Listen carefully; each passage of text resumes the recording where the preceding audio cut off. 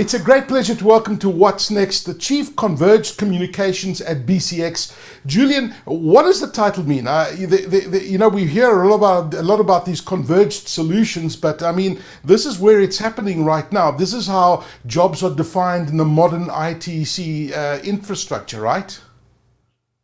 Yeah, Aki, I've never actually thought about the title in terms of what it means, but the convergence actually started quite a while back when initially it was about the convergence of voice and data onto one network. You'll remember the good old days.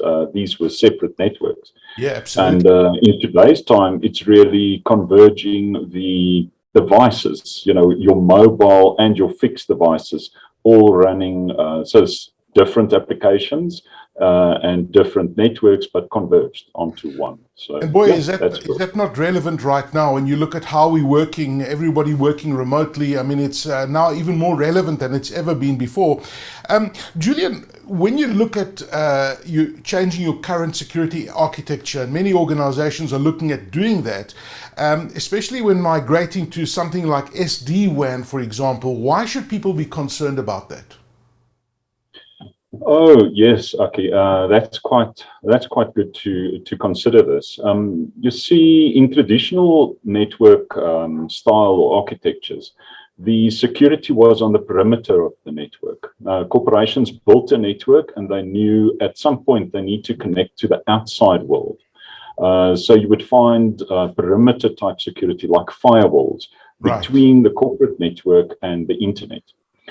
So that's one big change that's busy happening. And why is it changing? It's changing because organizations are undergoing some even not so conscious about it, but undergoing a digital transformation, driving cloud adoption. It's just happening all over, whether we intend to or not.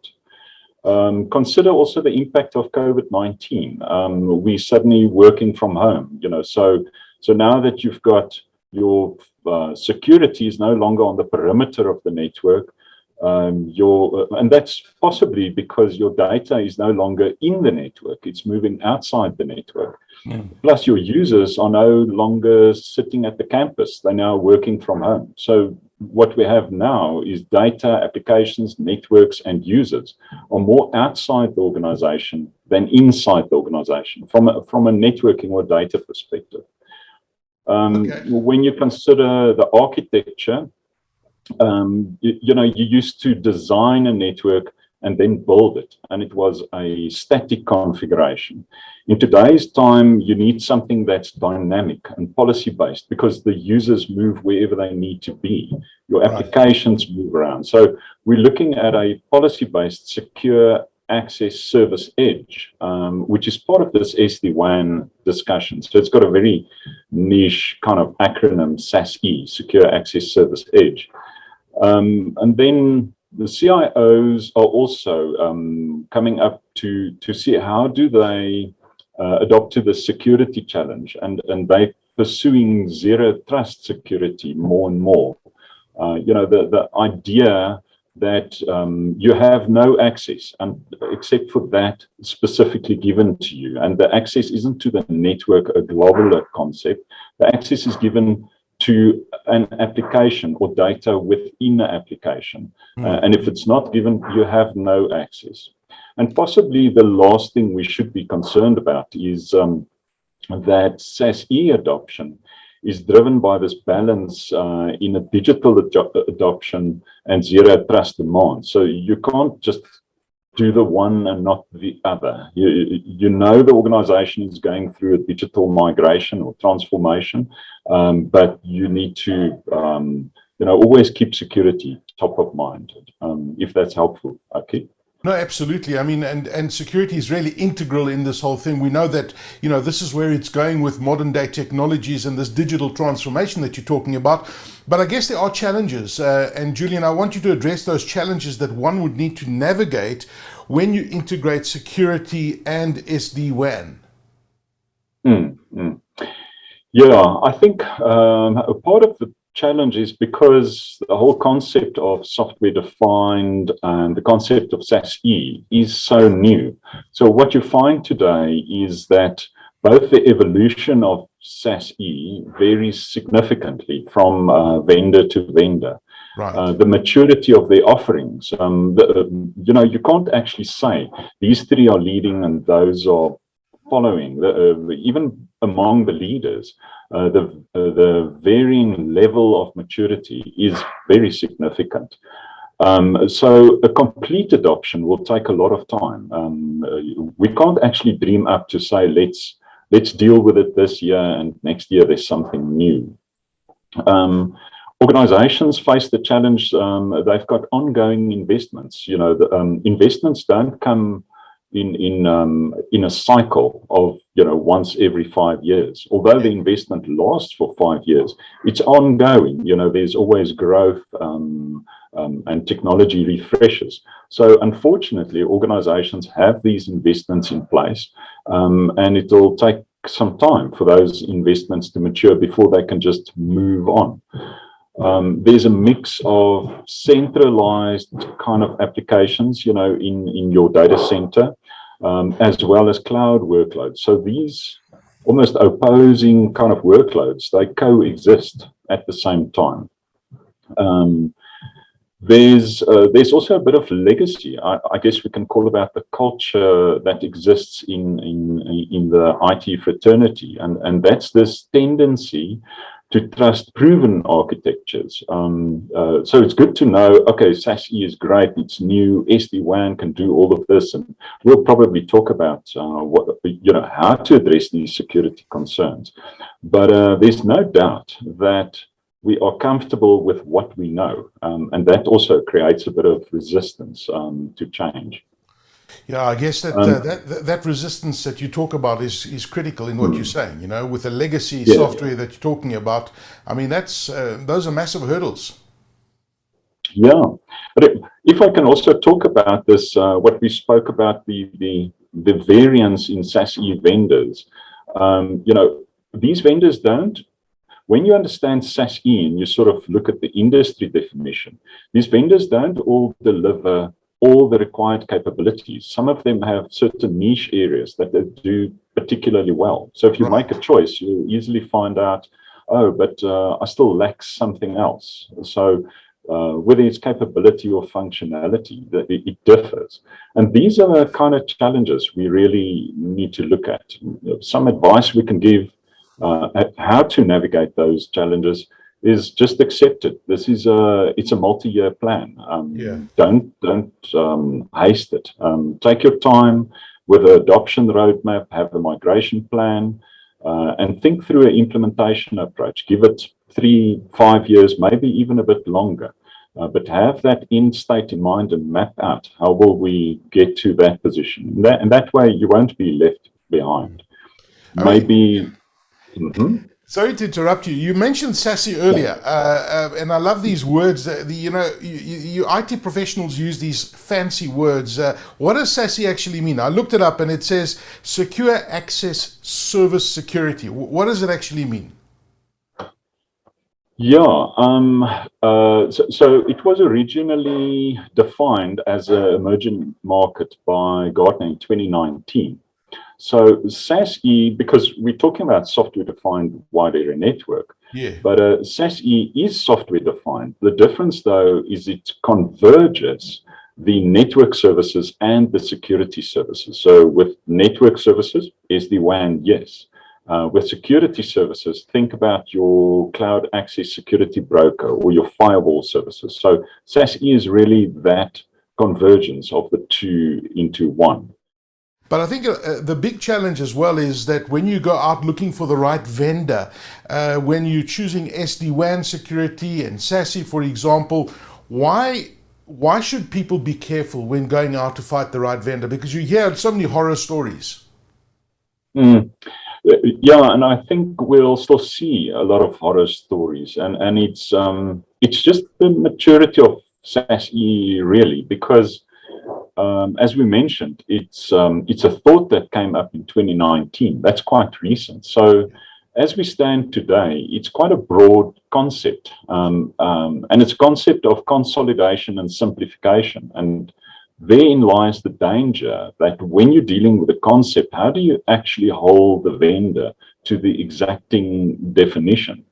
So, and this is the area where we say very few, perhaps less than a handful of vendors live up to the expected capabilities from SASE. Right. Functionality between these vendors varies vastly. Because of the converged nature, that's this convergence of security and network. Our recommendation in selecting a vendor is look for a vendor that's strong in both, strong in security, strong in network, and has this ability to converge both on a SASE capability. Also choose platform simplicity over piecemeal, because the danger here is because the concept is so broad and so new, it promises simplification, but it can easily complicate matters a whole lot more than what we are used to. And when you move into that space, you now need new skills, new capabilities. The last thing you want to do is add more complexity. So the danger here from complexity is the piecemeal nature, because you could end up using multiple vendors in this space, getting little bits and pieces from each vendor. And because SASE isn't really defined as these like a modular kind of a solution, they don't slot into each other that well. You know, you'll lose certain functionality and there's lots of overlap. Think of SASE more, it's not a product. SASE is not a product, it's an architecture. So that's why this SASE vendor selection would be very important. So why would it be so important to look at SASE right now? And bearing in mind, a lot of people are already tied into various contracts with the existing networks. So it's quite difficult for people to shift right now. Why is SASE so important? Yeah, think about the vast landscape, this complexity, and so you could postpone and just completely wait. Let's say, let's wait it out for 3 years, it'll be mature. Yes. But because of the vast landscape, with vast landscape, I mean, it covers the wide area network, it covers the security, it even covers some local area network, data center, multi-cloud concepts. Because of that, chances of something in your environment is changing right now where SASE might be a good response. So just coming back, see it as a start, look at it right now. Don't adopt it all right now, because that'll get us into hot water. Yeah. So let me give you some key considerations. Your WAN architecture must transform. If your WAN architecture must transform to meet today's new demands, you're probably a good candidate. So let's say you're busy moving your workloads to the cloud. Well, then you need to reconsider your WAN architecture. If you need a solution that reduces cost and complexity, you're a good candidate to start looking at SASE.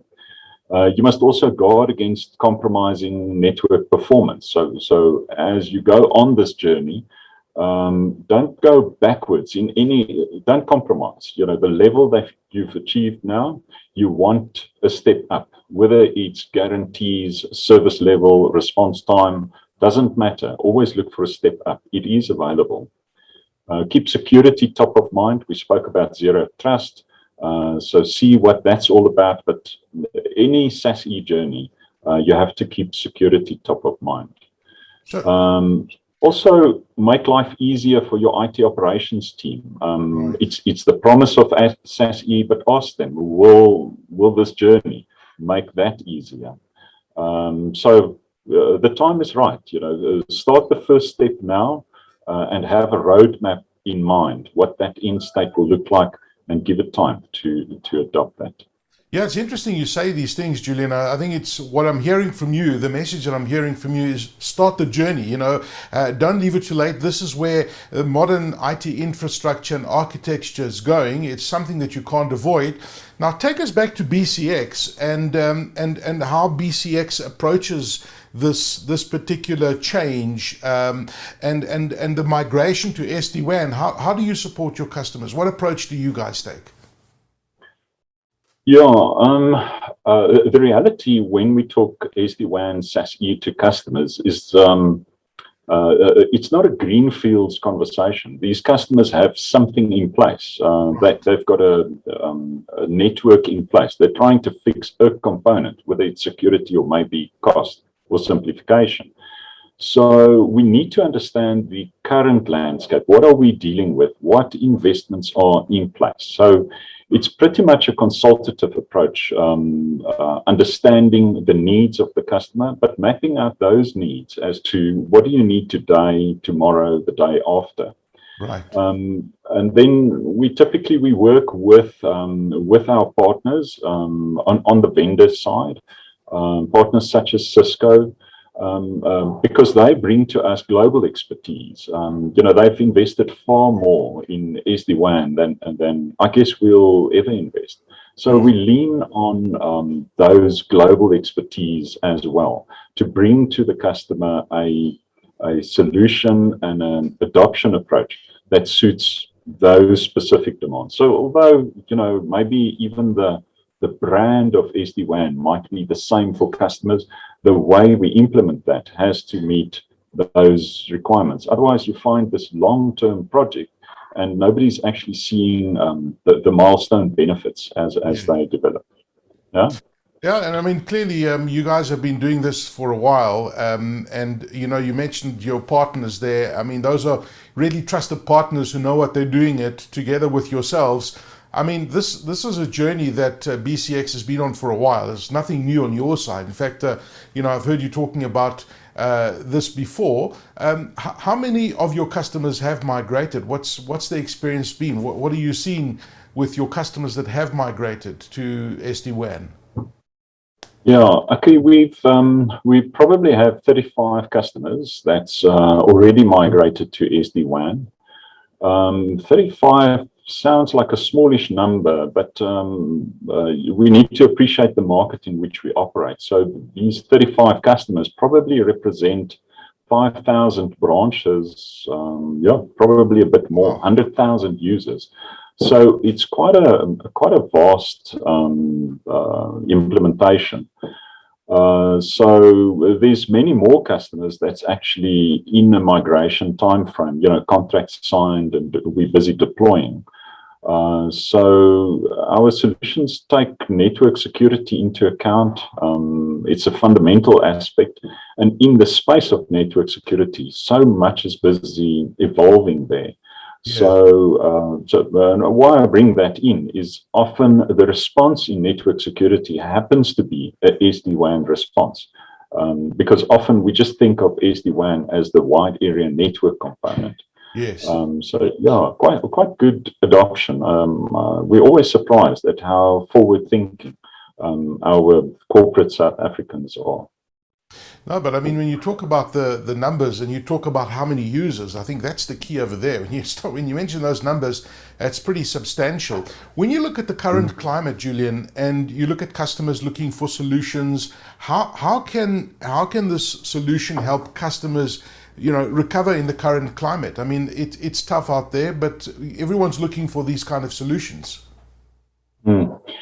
Well, the good news is it normally offers, if approached correctly, it does offer cost saving. So that's always good news to any CIO, any CEO and CFO for that matter. But on the ground, what's really practical about SD-WAN is this new way of working from home.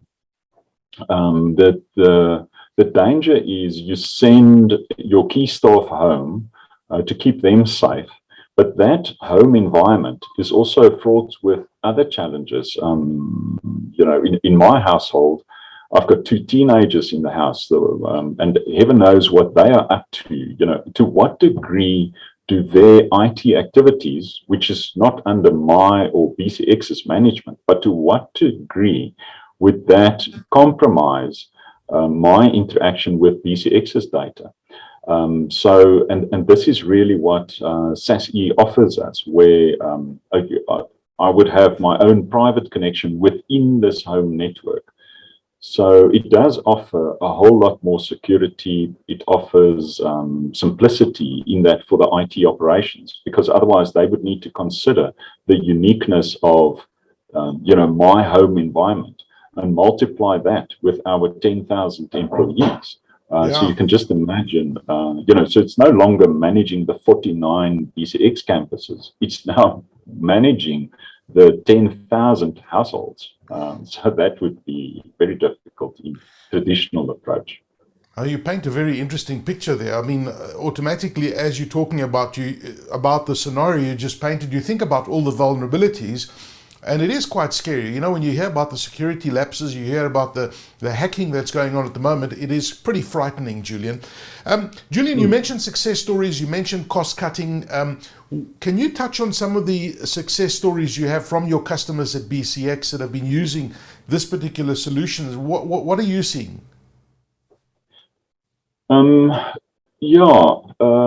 So one of our customers recently acquired a different business. So usually what you find is, as we mentioned, both businesses would have a network in place, but now they want to maybe move onto the same ERP system. And that, it's easier said than done. In traditional networks, it takes months of planning and execution to bring those two networks into one. Right. But this particular customer had recently adopted a SD-WAN approach. It was in place. So bringing in their new acquisition, merging the two businesses, the network merge was the easiest in that transaction. So they quickly got to a combined network, giving their new acquisition access to their mainstream data systems. Another customer is very vocal about the fact that traditionally the network space outsourced to ourselves. It's a service desk to service desk kind of relationship because it needs expert knowledge. So our service desk would have a network view, their service desk would have the IT view, and you can imagine the conversations happening between those service desks to provide excellent end user experience. But with the adoption of SD-WAN, it's really helped to simplify operations. With their service desk now looking at the same information, the management system, we can now, because of that simplicity, we can expose to the customer service desk. So their IT team can now access the network information in terms and formats that they easily understand, because they can now see what's the impact of network performance on the application performance. Yeah. So that helped a great deal. There's lots of these case studies available. So it's often customers jump at the cost saving benefit, but we believe there's many other aspects that's quite enabling. Think again about the cloud. We tend to talk of cloud as if cloud is one place, or sometimes we talk about everywhere as if everywhere is one thing. But just imagine that your workload, the one workload could be at AWS, the other workload could be at Microsoft. From the user perspective, they don't care. They need to interact with both. Probably your very private data is still in your data center, and that needs to feed both these cloud environments. So this is what SD-WAN is enabling for me as a user or even an IT team to not care so much about this multi-cloud environment where the workload is at one given time. Yeah. Sure, Julian, it's actually been such an interesting discussion. I mean, you were hearing about SD-WAN a lot, and many people, as you said, have dabbled in this particular environment, but we also don't realize how fast it's moving and how important it is for organizations to adopt it. It does add that agility, it does add a lot more flexibility, and it makes organizations work a lot more efficiently when you look at what you've outlined for us today. So I think the message that I'm getting from you is, yes, you may have it, but look at adopting it more aggressively in your organization. It's important.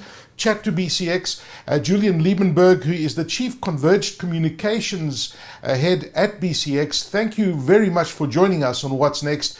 We appreciate your time and thank you for so eloquently explaining SD-WAN and making sense of it all. Thank you, Julian. You're most welcome. Cheers, Aki.